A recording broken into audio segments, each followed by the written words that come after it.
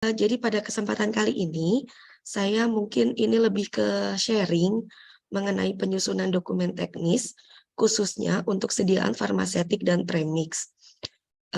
Mungkin di antara Bapak dan Ibu yang hadir pada hari ini, sudah ada yang pernah menyusun dokumen ataupun sedang, mungkin sudah tahu dokumen apa saja yang perlu disiapkan. Jadi di sini saya lebih ke sharing, mengulas kembali seperti apa sih dokumen teknis yang harus disiapkan.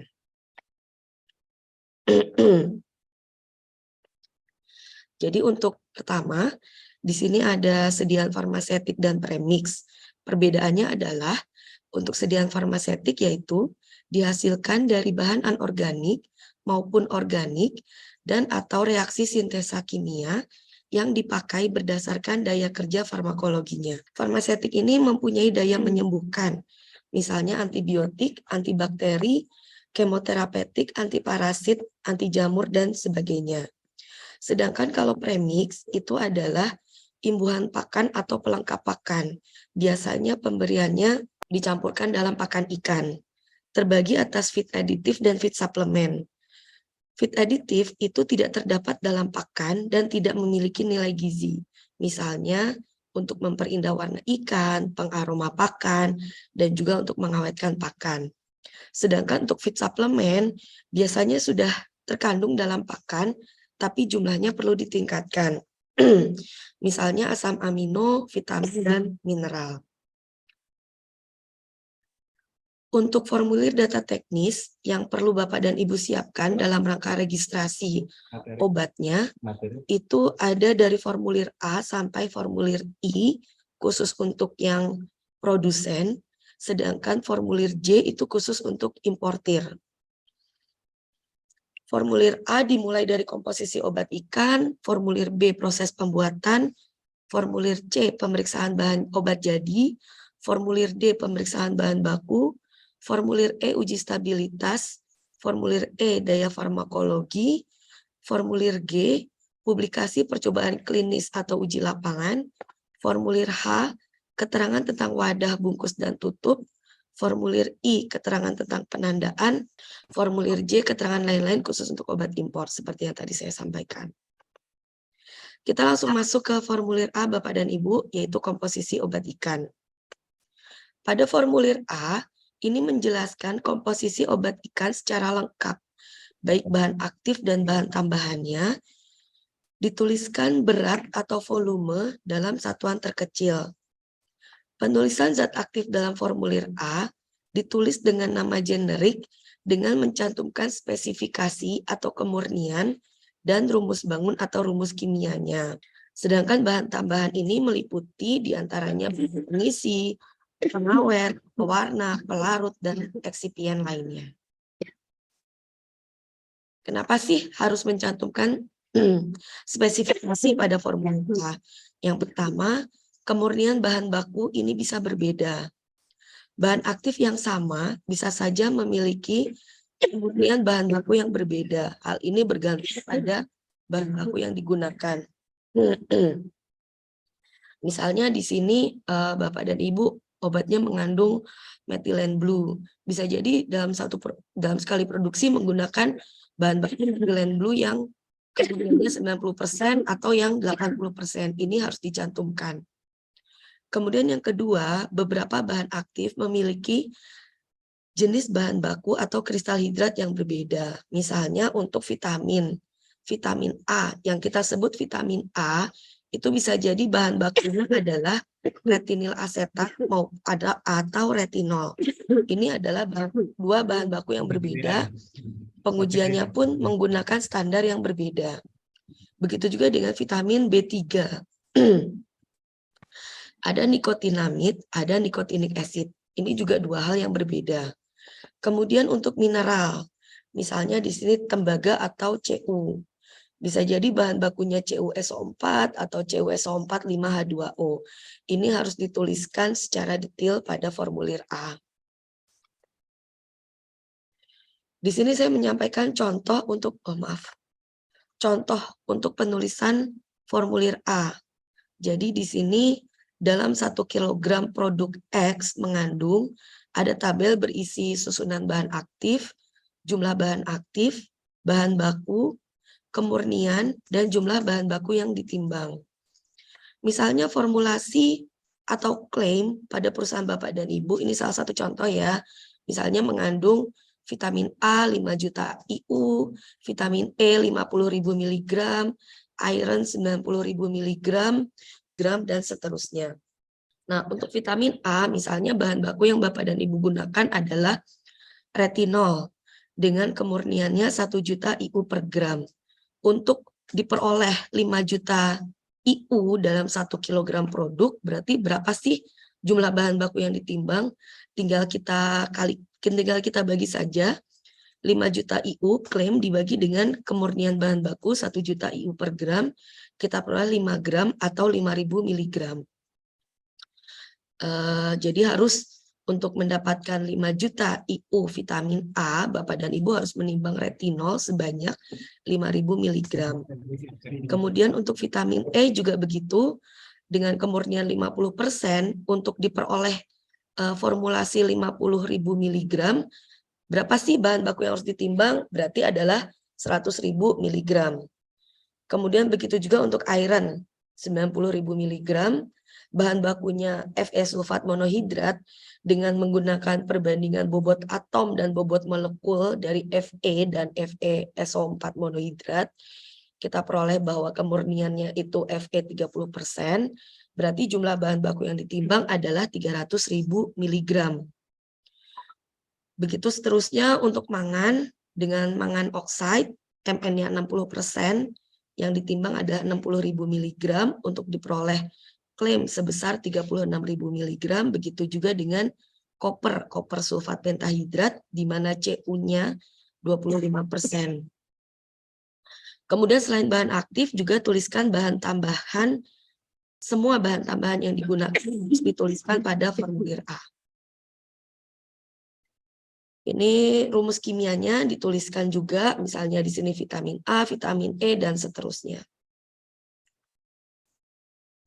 Contoh yang kedua, penulisan premix, misalnya Bapak dan Ibu menggunakan bentonit batuan alam, jadi dalam 1 kilogram menggunakan bentonit juga sebanyak 1 kilogram. Untuk bentonit ini, karena dia batuan alam, biasanya kita yang cantumkan adalah analisa terjaminnya, yaitu Al, Ca, Si, kadar abu, dan kadar air. Ini hanya contoh saja, misalnya Al-nya 79.800 mg per kilogram, Ca-nya 75.000, Si 60.000, kadar abunya di atas 80%, dan kadar air di bawah 15%. Ini juga dilengkapi dengan rumus bangun dan rumus kimia. Kemudian contoh lain misalnya obat Bapak dan Ibu adalah prebiotik, yaitu bahan aktifnya misalnya menggunakan fermented soybean meal sebanyak 1 kg. Analisa terjaminnya adalah, biasanya di sini adalah kita gunakan analisa proximat. Ini juga dicantumkan pada formulir A.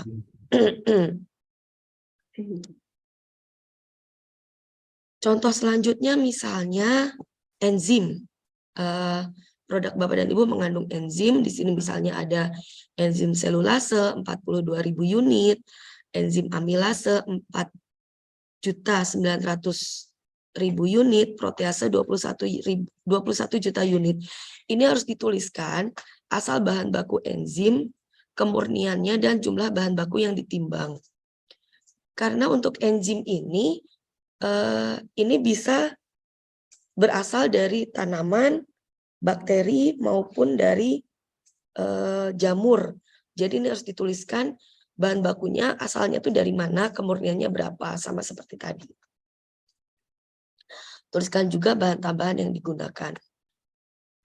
Ini penting khusus untuk enzim. Kenapa harus disebutkan asal bahan pembentuknya?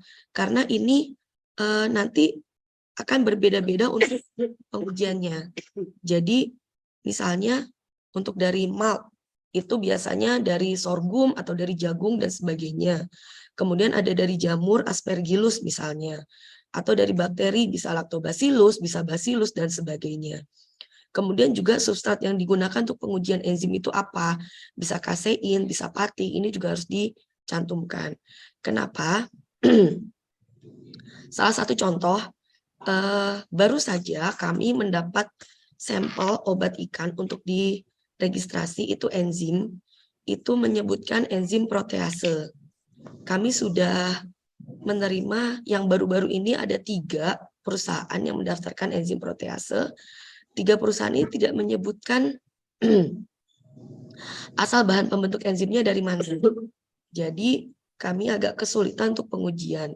Untuk protease biasanya kami mengujikan dengan metode amano. Itu dari 3 produk ini ada 1 yang memenuhi syarat bisa dilakukan pengujian dengan metode amano, tapi yang 2 tidak bisa. Kemudian dari salah satu perusahaan itu juga mencantumkan metode untuk pengujiannya. Kami lakukan pengujian dengan metode mengikuti dari perusahaan itu. Untuk produk dari perusahaan itu bisa diujikan, tapi dari produk lain tidak bisa. Kemudian masih ada 1 lagi yang kami masih ada kesulitan karena kami tidak tahu dia asal bahan pembentuknya apa. Sedangkan untuk metode itu spesifik, biasanya kalau enzim untuk malt metodenya apa, untuk dari jamur metodenya apa, dari bakteri metodenya apa, kemudian substrat yang digunakannya juga apa. Makanya di sini harus jelas untuk di formulir A-nya asal bahan pembentuk enzimnya seperti apa untuk mempermudah kami cross-check-nya. Kemudian ini contoh penulisan untuk farmasetik. Misalnya di sini formaldehid, susunan bahan aktifnya formaldehid, klaimnya sebanyak 37,24%. Di sini kemurnian bahan baku formaldehidnya adalah 38%, berarti jumlah yang di pipetnya adalah 0,98%. Lengkapi juga dengan rumus bangun dan rumus kimia. Selanjutnya formulir B, proses pembuatan. Pada formulir B, di sini harus mencantumkan yang pertama, penimbangan atau pengukuran masing-masing bahan baku untuk 1 kali pembuatan. Untuk 1 batch berdasarkan sertifikat analisa zat aktif yang dilampirkan. Peralatan yang digunakan, sterilisasi alat, bahan, dan ruangan apabila dipersyaratkan, diagram alir disertai penjelasan naratif, in process control atau IPC, sebelum, selama, dan sesudah pembuatan terhadap bahan, alat, ruang, dan sebagainya. Ini salah satu contoh diagram alir. Ini contoh ya, jadi misalnya yang ditimbang untuk pembuatan 100 kilo misalnya itu berapa, kemudian ada proses pengayakan, ada proses mixing, kemudian misalnya ada IPC di sini, homogenitasnya, uji kadar air, organoleptiknya bagaimana, uji kadarnya bagaimana, kemudian masuk ke automatic filling machine, ini kemudian ada IPC lagi sebelum masuk ke pengemasan sekunder, kemudian dari pengemasan sekunder masuk ke obat jadi. Ini hanya salah satu contoh aja, dibuat diagram alir seperti ini sampai dari proses penimbangan awal sampai pengemasannya seperti apa. Kemudian di sini ada penjelasan diagram alirnya, proses penimbangannya bagaimana, pengayakannya bagaimana, pencampurannya bagaimana. Ini bisa dijelaskan sedetail-detailnya di penjelasan diagram alir ini. Termasuk in proses kontrolnya, apa yang diujikan, pengemasannya bagaimana. Ini semua dijelaskan dalam penjelasan diagram alir. Kita lanjut ke formulir C, yaitu pemeriksaan obat jadi. Jadi ada persyaratan pengujian umum untuk sediaan farmasetik dan premix. Jadi bentuk sediaan obat itu ada steril, cair, dan serbuk.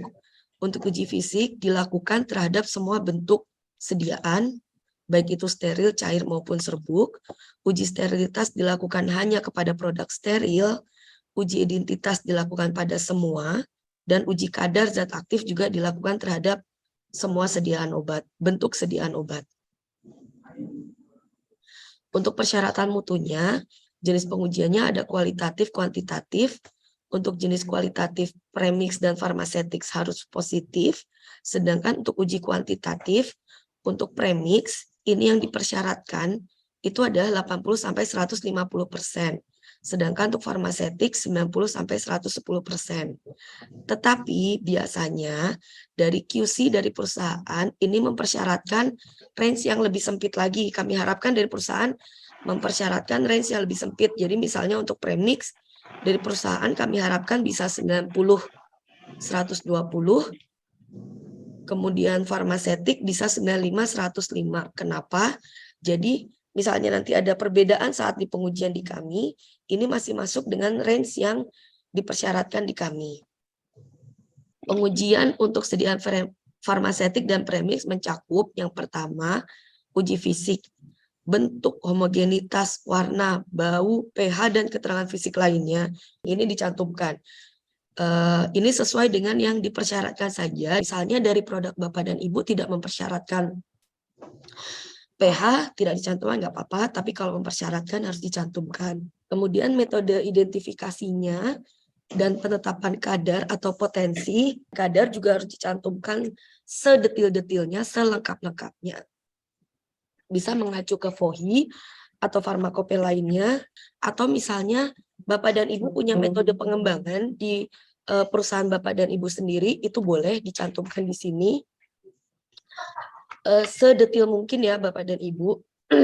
Kenapa? Karena nanti metode inilah yang akan kami pegang untuk pengujian mutu di laboratorium kami. Khusus untuk sediaan steril, sampaikan juga metode uji sterilitas, pH, dan kejernihan. Kemudian pada formulir C juga harus melampirkan sertifikat analisa. Itu berisi spesifikasi, persyaratan, dan hasil uji produk jadi, ditandatangani dan disahkan atau distempel oleh quality control. Ini hal penting untuk di formulir C, untuk di metode ini, yang pertama adalah cara preparasi.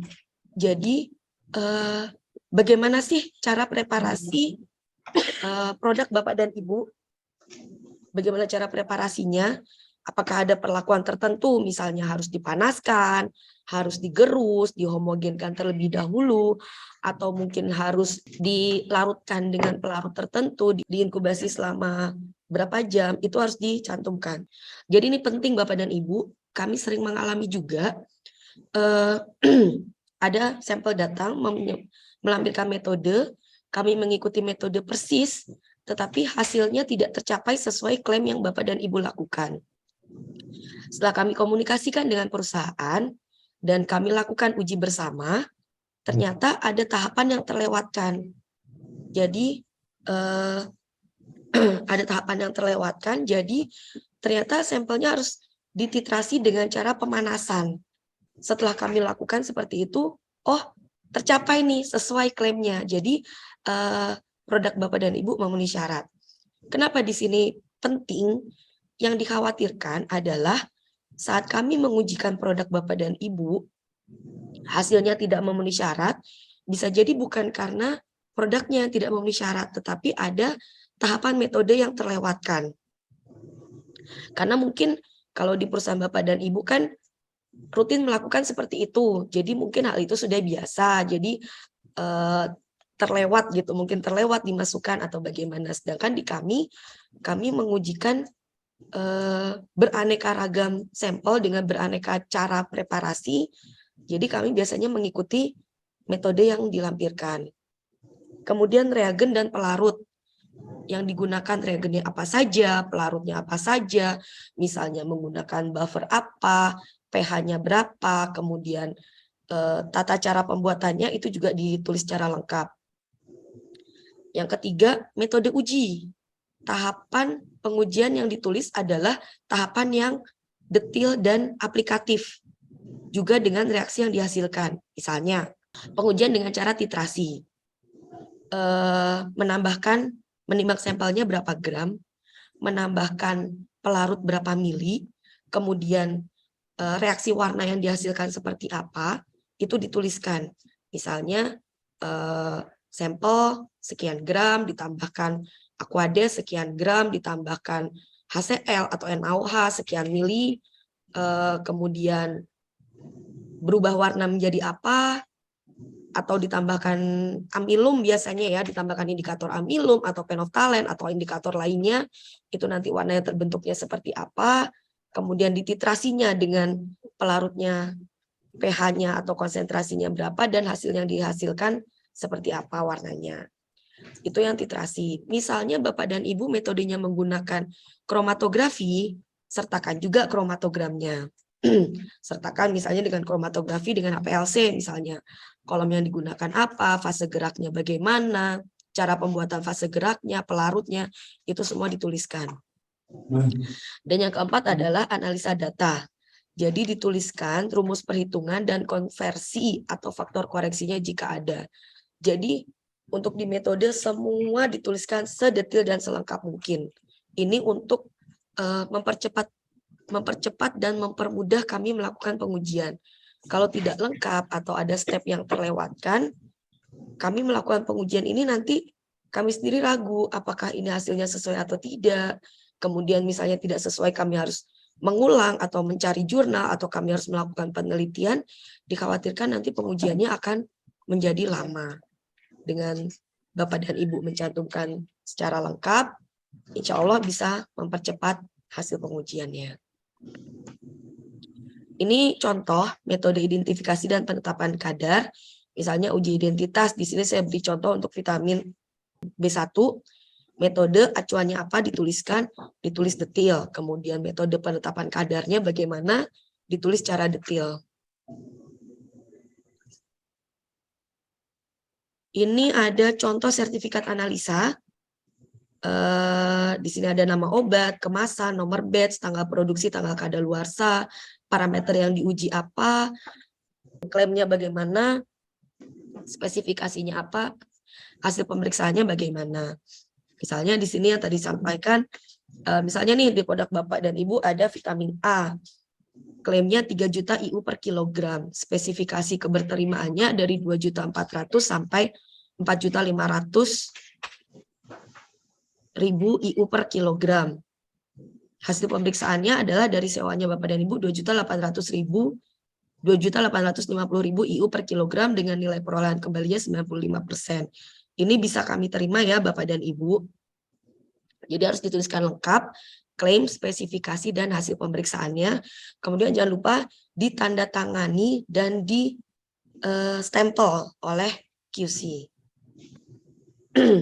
Kita lanjut ke formulir D, pemeriksaan bahan baku.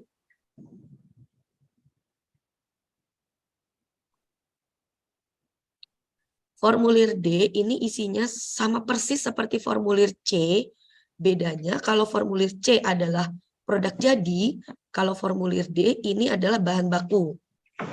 Jadi dari mulai uji fisik, spesifikasinya seperti apa, kemudian metode identifikasi, penetapan kadarnya bagaimana untuk masing-masing bahan baku, baik itu bahan aktif maupun bahan tambahannya.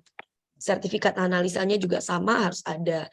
Jadi misalnya kalau dari yang saya contohkan tadi di formulir A, itu ada retinol, bahan bakunya kan tadi ada retinol, ada vitamin E, ada Fe, SO4, FS-sulfat monohidrat, ada copper sulfat pentahidrat, ada mangan oksida.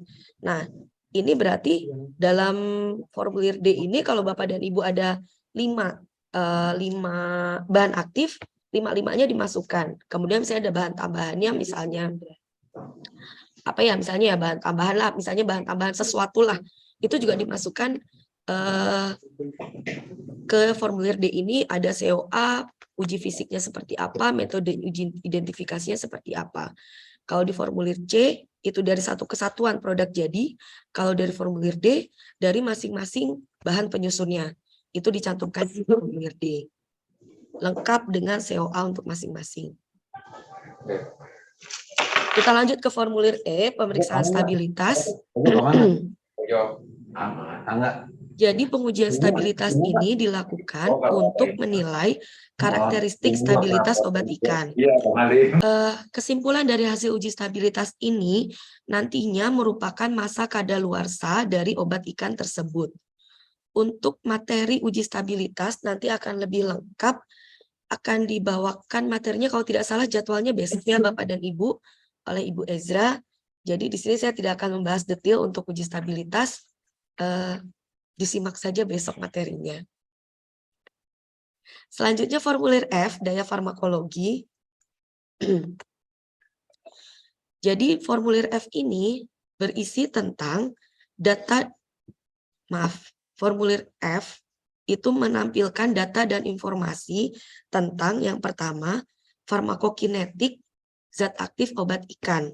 Jadi farmakokinetik zat aktif obat ikan ini berisi absorpsi, ketersediaan hayati, bioavailability, distribusi, metabolisme, ekskresi, dan eliminasi obatnya ini bagaimana untuk dari masing-masing zat aktif. Kemudian farmakodinamik dari masing-masing zat aktifnya bagaimana, mekanisme kerja, efek utama, efek sampingnya bagaimana. Ini untuk masing-masing zat aktifnya ya Bapak dan Ibu. Kemudian toksisitasnya terhadap tubuh ikan, manusia, dan lingkungan itu seperti apa. Kemudian jika sediaan mengandung zat aktif yang campuran, itu juga harus dicantumkan informasi tentang kompatibilitas, itu sinergi atau antagonis. Jadi kayak misalnya tadi nih contohnya yang dari tadi saya contohkan kan zat aktifnya campuran nih, ada vitamin dan mineral. Itu juga mencantumkan informasinya sinergitas atau antagonistiknya seperti apa. Kemudian penjelasan tentang indikasi, kontraindikasi, cara penentuan dosisnya bagaimana, resistensi terhadap obat ini khusus untuk resistensi terhadap mikroba. Ini khusus untuk desinfektan, antibiotik dan kemoterapeutik lainnya. Waktu henti obat juga khusus untuk antibiotik withdrawal time, interaksi dengan zat lain, residunya seperti apa. Setiap klaim pada formulir F ini dilengkapi dengan referensi atau rujukan ilmiah. Selanjutnya formulir G, yaitu publikasi percobaan klinis atau uji lapangan. Jadi publikasi ilmiah atau uji lapangan ini hasil penelitian produk yang didaftarkan telah dipublikasikan dalam jurnal ilmiah nasional dan atau internasional. Apabila produk belum dipublikasikan, maka harus dilakukan uji lapangan sesuai dengan peraturan perundangan yang berlaku. Jadi misalnya produk Bapak dan Ibu sudah punya jurnal ilmiahnya seperti apa, sudah dipublikasi, itu bisa dicantumkan. Tetapi jika belum, itu dilakukan uji lapangan sesuai dengan peraturan perundangan yang berlaku. Untuk pengujian lapangan sendiri, ini nanti akan disampaikan, akan dipaparkan pada materi terpisah saat luring. Saat luring di BPKIL Serang minggu depan, kalau tidak salah ya Bapak dan Ibu. Itu nanti uji lapangannya ada untuk antibiotik, untuk probiotik, itu nanti ada semua disampaikan. Dan farmasetik. Selanjutnya formulir H, keterangan tentang wadah, bungkus, dan tutup. Keterangan tentang wadah, bungkus, dan tutup ini itu dituliskan spesifikasi wadahnya. Itu jenis bahannya apa, bentuknya, ukurannya, ketebalan, warna, dan tanda-tanda lainnya. Kemudian keterangan tentang segel atau sealnya seperti apa, dan ukuran isi tiap kemasan, berat, volume, dosis itu dicantumkan pada formulir H.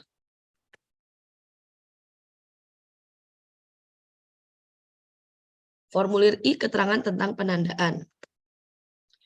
Di sini mencakup etiket atau label harus dibaca dengan jelas dan wajib ditulis dalam bahasa Indonesia.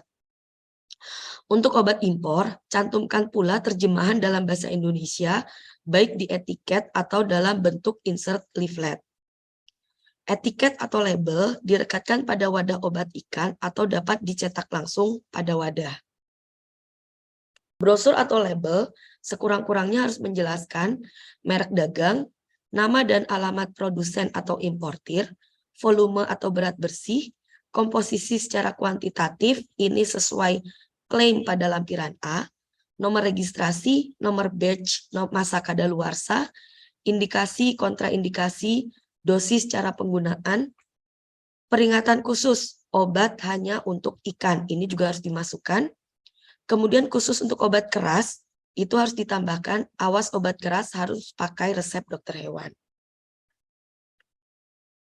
Formulir J, keterangan lain-lain, ini khusus untuk obat impor. Jadi ini harus, untuk obat impor, ini mencantumkan sertifikat yang diterbitkan oleh instansi berwenang dari negara asal, Certificate of Origin, Certificate of Resale, Certificate of GMP, Certificate non-GMO, surat penunjukan letter of appointment dari produsen ke importir di Indonesia, pengesahan sertifikat dilegalisasi oleh KBRI atau Konsulat Jenderal setempat. Oke, demikian tadi dokumen dari formulir A sampai formulir J. Itu yang perlu Bapak dan Ibu persiapkan. Kemudian selanjutnya di sini saya akan menyampaikan tentang pengujian mutu untuk sediaan farmaseutik dan premix. Jadi untuk pengujian mutu ini ada persyaratan yang Bapak dan Ibu harus penuhi. Yang pertama persyaratan administrasi dan teknis. Yang pertama adalah surat permohonan pengujian mutu dari pemohon yang ditandatangani oleh pimpinan perusahaan. Kemudian yang kedua, surat pengantar pengujian mutu dari Direktorat Pakan dan Obat Ikan.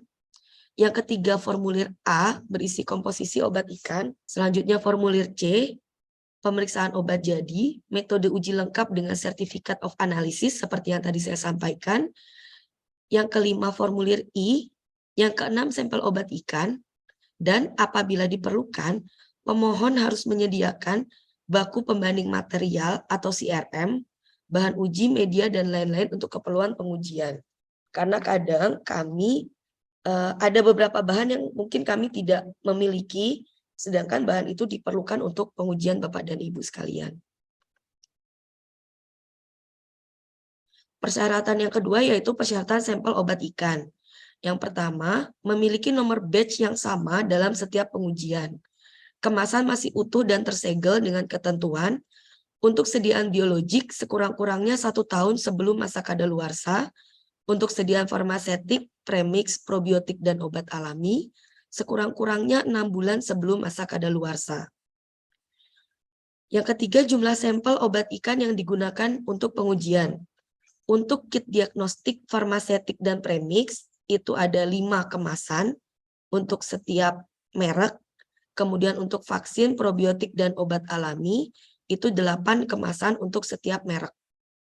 Sampel dikirim dalam kondisi yang sesuai pada petunjuk, label, atau brosur agar terjaga kualitasnya selama dalam pengiriman.